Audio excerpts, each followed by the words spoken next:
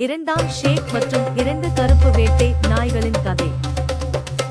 இரண்டாம் ஷேக் ஜின்னியிடம் தனது கதையைச் சொல்லத் தொடங்கினார். அது ஒரு நம்ப முடியாத கதை, சகோதரத்துவம், பேராசை மற்றும் ஒரு ஜின்னியின் மாயாஜால தலையீடு பற்றியது. ஓ ஜின்களின் அரசே, நான் உங்களுக்குச் சொல்லப் போகும் இந்த இரண்டு நாய்களும் எனது சகோதரர்கள். எங்கள் தந்தை இறந்தபோது எங்களுக்கு 3000 தங்க காசுகளை விட்டுச் சென்றார். நான் ஒரு கடை திறந்து வியாபாரம் செய்து வந்தேன். என் முதல் சகோதரன் தனது பொருளுடன் வியாபாரத்திற்கு சென்றான். ஒரு வருடம் கழித்து அவன் எல்லாவற்றையும் இழந்து வெறுங்கையுடன் திரும்பினான். நான் அவனிடம், நான் உனக்கு அறிவுரை சொல்லவில்லையா, பயணம் செய்ய வேண்டாம் என்றேன். ஆனால் அவன் அழுதான், ஓ என் சகோதரனே, எல்லாம் வல்ல கடவுளின் விருப்பம் இதுதான்.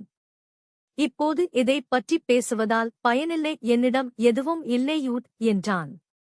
நான் அவனை என் கடைக்கு அழைத்துச் சென்றேன். அவனை குளிக்கச் செய்து என் சொந்த விலையுயர்ந்த ஆடைகளை அவனுக்கு உடுத்தினேன். பிறகு இருவரும் சாப்பிட அமர்ந்தோம். நான் அவனிடம், என் கடையின் இந்த வருட லாபத்தை கணக்கிட்டு அசலைத் தவிர அதை நமக்குள் பிரித்துக் கொள்வோம் என்றேன். நான் கணக்கிட்டபோது என் லாபம் 2000 தங்க காசுகள் என்று தெரிந்தது. நான் கடவுளை போற்றி மகிழ்ந்தேன். லாபத்தை சரிபாதியாக அவனுடன் பிரித்துக் கொண்டேன். என் இரண்டாவது சகோதரனும் இதேபோல பயணம் சென்று ஒரு வருடம் கழித்து அதே நிலையில் திரும்பினான். நான் அவனுக்கும் முதல் சகோதரனுக்குச் செய்தது போலவே செய்தேன். நாங்கள் சிறிது காலம் ஒன்றாக வாழ்ந்தோம். பிறகு என் சகோதரர்கள் மீண்டும் பயணம் செய்ய விரும்பினர். என்னையும் உடன் வரச் சொன்னார்கள்.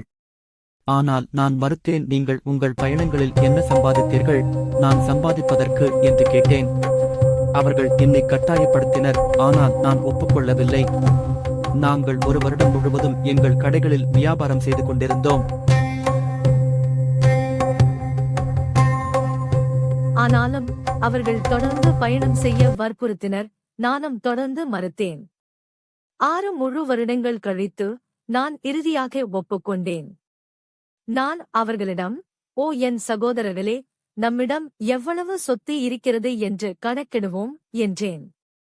நாங்கள் செய்தோம். அது 6000 தங்க காசுகள் என்று கண்டோம்.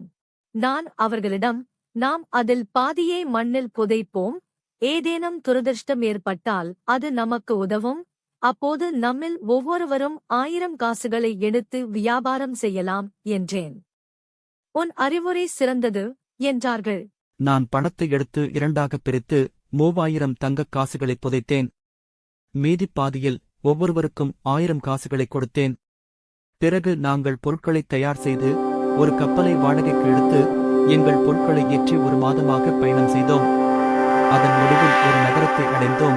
அங்கே எங்கள் பொருட்களை விற்று ஒவ்வொரு தங்கக் காசுக்கும் 10 மடங்கு லாபம் பெற்றோம்.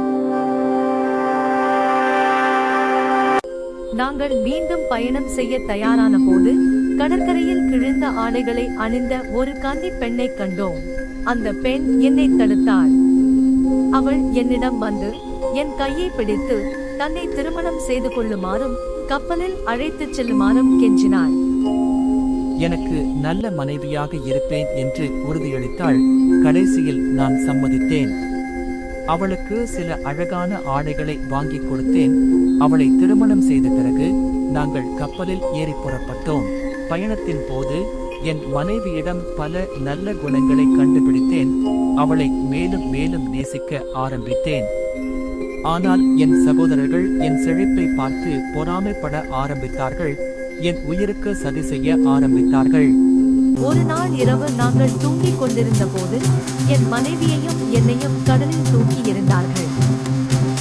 ஆனால் என் மனைவி ஒரு தேவதை, அதனால் அவள் என்னை மூழ்க விடவில்லை. ஆனால் என்னை ஒரு தீவுக்கு அழைத்துச் சென்றாள். நாள் விழுந்ததும் அவள் என்னிடம், நான் உன்னை கடற்கரையில் பார்த்தபோது உன் மீது பெரிய ஆசை கொண்டேன். உன் நல்ல குணத்தை சோதிக்க விரும்பினேன். அதனால் நீ பார்த்த இடத்தில் என்னை அறிமுகப்படுத்திக் கொண்டேன். இப்போது உன் உயிரைக் காப்பாற்றி உனக்கு வெகுமதி அளித்துள்ளேன். ஆனால் நான் உன் சகோதரர்கள் மீது மிகவும் கோபமாக இருக்கிறேன். அவர்கள் உயிரை எடுக்கும் வரை நான் ஓயமாட்டேன். நான் தேவதைக்கு அவள் செய்த அனைத்திற்கும் நன்றி தெரிவித்தேன், ஆனால் என் சகோதரர்களை கொல்ல வேண்டாம் என்று அவளிடம் கெஞ்சினேன். நான் அவளுடைய கோபத்தை தணித்தேன். ஒரு கணத்தில் அவள் நாங்கள் இருந்த தீவில் இருந்து என் வீட்டின் கூரைக்கு என்னை அழைத்துச் சென்றாள். அவள் ஒரு கணம் கழித்து மறைந்துவிட்டாள். நான் கீழே இறங்கி கதவுகளைத் திறந்து புதைத்திருந்த 3000 செகன்களைத் தோண்டி எடுத்தேன். என் கடை இருந்த இடத்திற்குச் சென்று அதைத் திறந்து என் சக வணிகர்களிடமிருந்து என் திரும்புதலுக்கு வாழ்த்துக்களைப் பெற்றேன். என் அண்டை வீட்டாருக்கு வணக்கம் செலுத்தி பொருட்களை வாங்கிய பிறகு என் கடையைத் திறந்தேன்.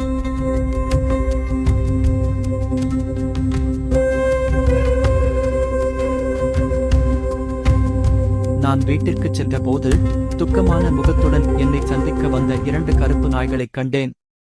நான் மிகவும் ஆச்சரியப்பட்டேன். ஆனால் மீண்டும் தோன்றிய தேவதை என்னிடம், இந்த நாய்களைக் கண்டு ஆச்சரியப்படாதே, அவர்கள் உன் 2 சகோதரர்கள். நான் அவர்களை 10 வருடங்கள் இந்த உருவங்களில் இருக்கச் சபித்துள்ளேன் என்றாள்.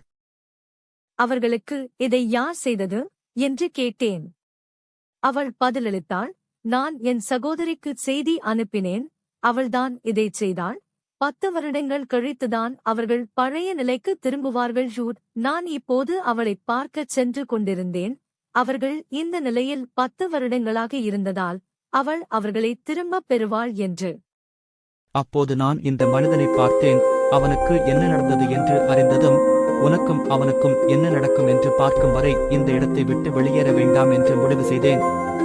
இதுதான் என் கதை. ஜின்னி, உண்மையாகவே இது ஒரு அற்புதமான கதை. அவரது குற்றத்திற்காக அவன் இரத்தத்தின் மீது எனக்கு இருந்த உரிமையில் 3இல் 1 பங்கை நான் உனக்கு விட்டுக் கொடுக்கிறேன். இந்த கதை சகோதர உறவுகளின் சிக்கல்கள், பேராசையின் விளைவுகள் மற்றும் எதிர்பாராத இடங்களில் கிடைக்கும் உதவி ஆகியவற்றை அழகாக படம் பிடித்து காட்டுகிறது. உண்மையில் சகோதரி தினாசேட் கூறினார், இது ஒரு அற்புதமான கதை. மீதி இன்னும் அற்புதமானது. ஷெஹரசேட் பதிலளித்தார், சுல்தான் எனக்கு இன்னும் ஒரு நாள் வாழ அனுமதித்தால் அடுத்த இரவு உங்களுக்கு சொல்ல எனக்கு அனுமதி கொடுத்தார். ஷாஹ்ரியார் ஷெஹரசேடையின் கதையை மகிழ்ச்சியுடன் கேட்டுக்கொண்டிருந்தவர் தனக்குள்ளேயே கூறினார், நான் நாளை வரை காத்திருப்பேன். நான் அவளது கதையின் முடிவை கேட்டவுடன் அவளை எப்போதும் கொல்லலாம்.